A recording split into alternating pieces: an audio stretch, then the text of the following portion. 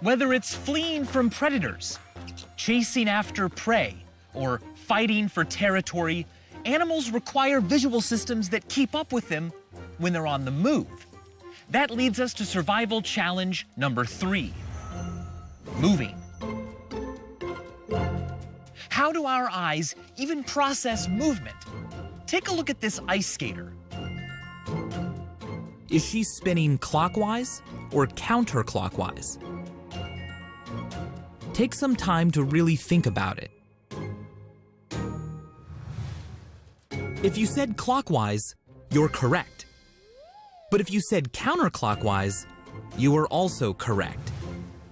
If you stare at the image long enough, she will switch sides.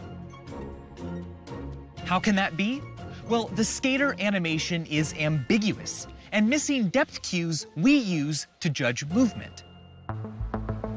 At the Australian Institute of Sport in Melbourne, Dr. Damien Farrow might have the perfect experiment to see if humans are able to use visual cues to predict motion.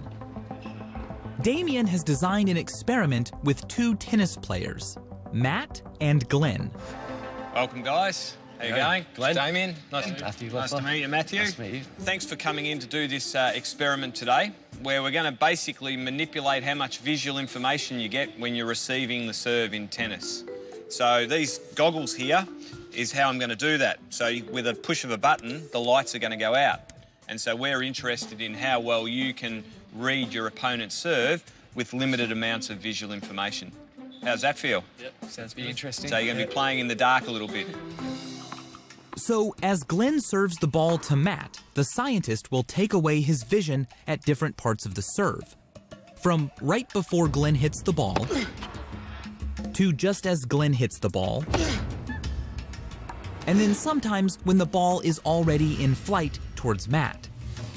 Matt never knows exactly when his vision will be taken away. Matt's job here is to take in whatever visual cues he can see before he is rendered blind, and physically move in the direction of where the ball is going to land.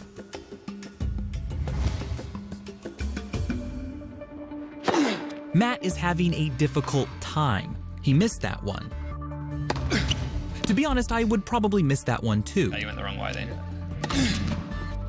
You got it wrong. Yep. But now something remarkable starts to happen as Matt gets more comfortable.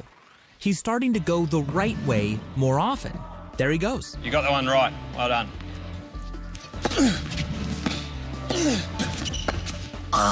You got it right, but it hit him on the finger. Honestly, I'm just really glad I'm not part of this experiment. I knew that was going to hit me as well. It's the ones where I actually give you a fair bit of information. They're the ones that you're going to get hit because you're onto it. What exactly is Damien trying to determine with this exercise? Humans, the way they track movement is they use a combination of fixations where they lock in on particular areas and interpret the information that they're seeing. And then they also have saccadic eye movements as well, which is where they shift rapidly from one location to the next. And so through a combination of fixating and saccading, athletes start to form a visual representation of what it is they're seeing. They interpret that information, which then gives them clues about likely shot directions and so forth. This unconscious eye movement, called a saccade, looks like this. When we track movement, our eye does this because there's only a small part of our eye where we resolve picture in detail. See this pinhole?